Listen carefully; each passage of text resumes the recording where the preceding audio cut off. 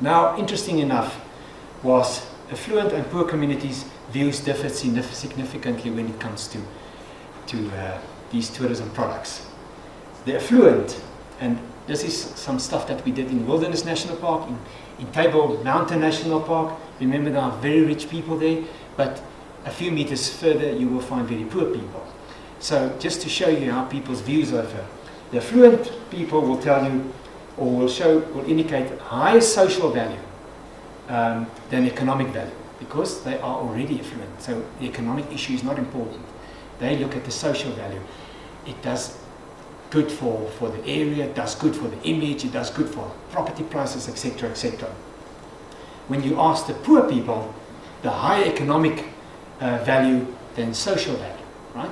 Which is understandable. I mean, it's kind of like, yes, it's logic, that's the way it should be. To me, the most important one is the one right at the bottom. Both these groups value national parks very high. And I think that's the crucial part. So at least that people accept, yes, we have a potential, a product here that can potentially do much more for us as a community. And so those are the issues that we need to kind of like sell, but also work on. Okay, in conclusion, I think that nature-based tourism obviously can contribute to poverty alleviation. I think there are good case studies in South Africa where we have achieved that. I think there are huge opportunities, but a lot of work still needs to be done. Can we use our resource page more effectively? Again, I just want to touch on the issue that you raised about agritourism. It is, again, one of those products that we have, underutilized, best kept secret, and the product is there. It's a matter of packaging these things and integrate tourism into the agricultural sector. Some countries are doing exceptionally well. If you go to a country like Slovenia, they have a whole program on honey. Honey farm, and you travel, they have routes, they have even little houses that look like a honeycomb, for tourists to stay in.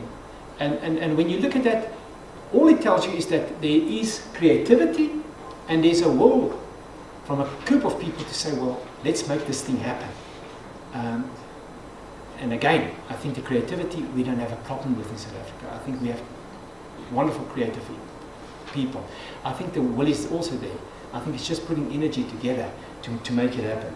So there is a huge product that needs to be developed. The Western Cape is doing quite well in that area, but the rest of the country with game farms and huge agricultural events and stuff like that taking place all over the country, it offers tourists huge opportunity.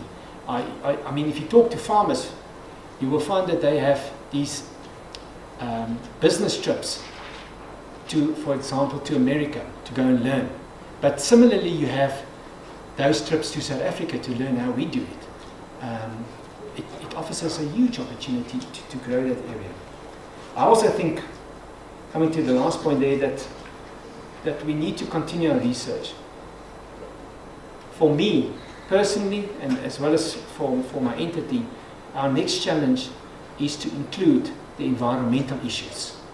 And we've started with that in terms of the diving sector in South Africa and a project that we're doing in the EU, that you can combine economics, social and environmental issues in one study.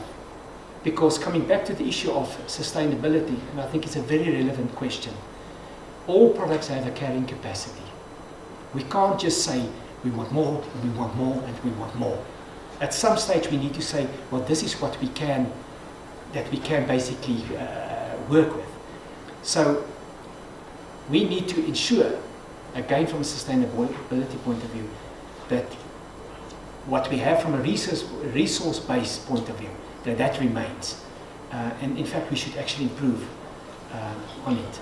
And I think that by incorporating the environmental issues, we will achieve that. It's not an easy thing to do, because most people in tourism are not really environmentalists, or do not always have those skills, but we are starting to draw in people with those skills to be able to do that. So hopefully in a few years' time, maybe, I'm not sure how many years, but hopefully not too long in the future, one could come back and say, well, we have achieved that, and maybe add two circles to our framework and say, well, this is how we achieved that, because it is I think that's the kind of like the big thing. If we can get that right, then we really have achieved something. Right, that brings me. I'm not sure how I did on time, but You did well. sure. Thank you.